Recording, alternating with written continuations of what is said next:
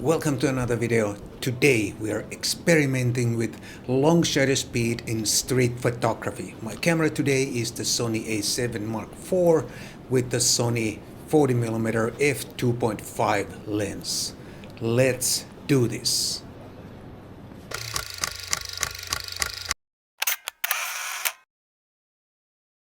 I just saw someone carrying a bicycle up those stairs and I want to get a picture of that person using a long shutter speed. Not a bad start. I really like this picture. Lots of motion blur, but enough sharpness. Also the color palette is really nice, mixture of blue, green tones. A fun detail is this silhouette against one of these LED panels. Like I said, today I'm experimenting. I haven't done a whole lot of this type of slow shutter street photography where I'm trying to intentionally create motion blur. Now this is gonna be a bit of a cliche and not exactly what I have in mind for today, but I'm gonna do it anyway because I have a feeling this is going to look cool. And indeed it looks very cool. I like those strong horizontal lines. I like how those people are almost symmetrically in the frame and the lighting looks super clean. It looks almost like it was staged, the whole thing. Another one from another station, not quite as perfect as the other picture, but I like how this one guy is staring straight into my lens when I hit the shutter.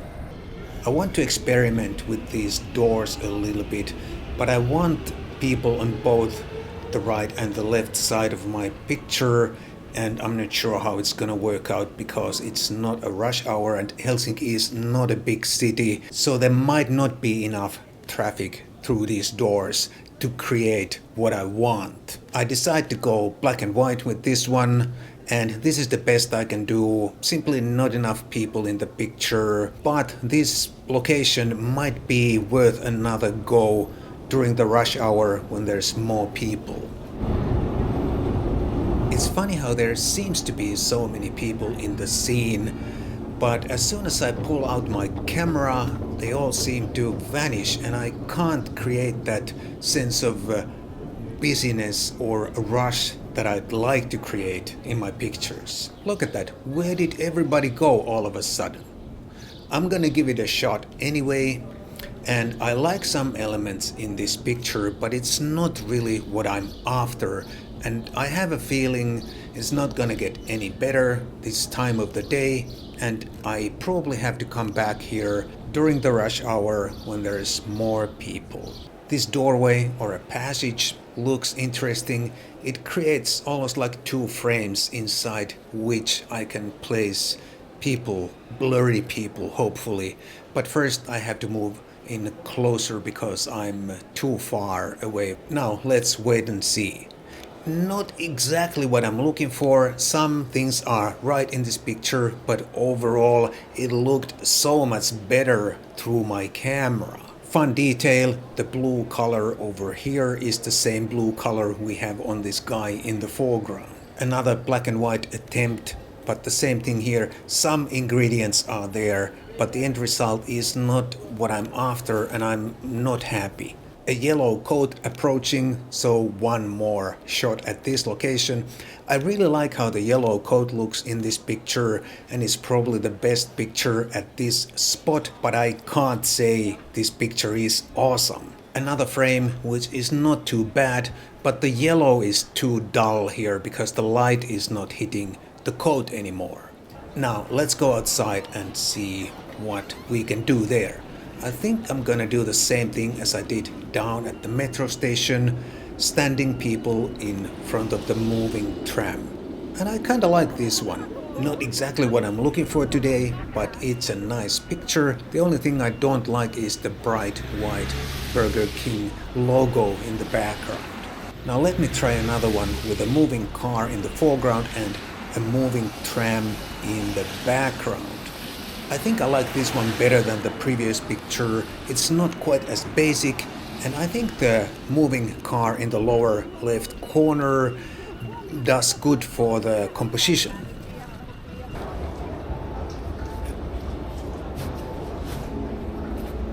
In the shopping mall, trying to find enough people in one single frame again. It seems to be the problem of the day.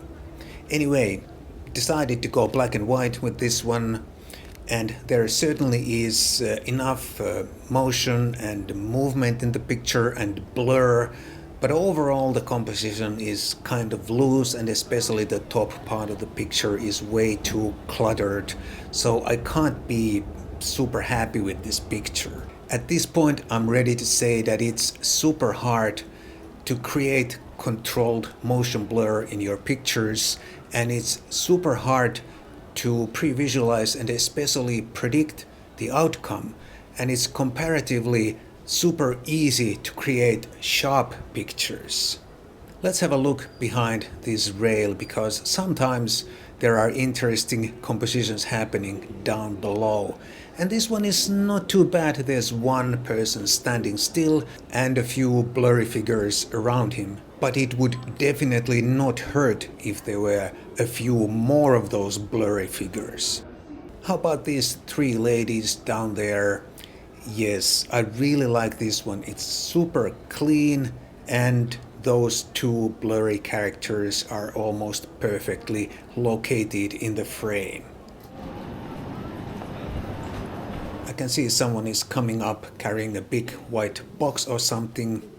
I'm gonna try to capture him. And this is what I'm trying to achieve today. Not perfect, but this is the look that I'm after. Another set of doors, and big if I can have enough people walking through these doors at the same time, this might give me something interesting. Let's see if that is possible today.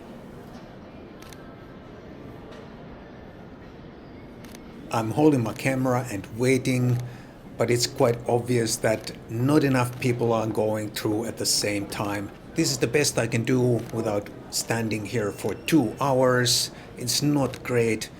This is another location that might work during the rush hour. This really is challenging. So far I have only 2-3 pictures that even remotely resemble something I had in mind when I started this photo walk. I'm going to try super long 1/4 of a second shutter speed while I'm walking. It's going to be interesting how this turns out. Now we're talking. This is what I've been looking for the whole day. Lots of motion blur, but enough sharpness. It's easy to figure out what is going on in the picture. And I also like the nice contrast, dark figures against lighter background, and the shiny sidewalk looks especially good. That went well. Let's take another one. And oh yes, this is probably the best picture of the day. Plenty of motion blur, but you can still easily tell what is happening in the picture. Dark figures against lighter background.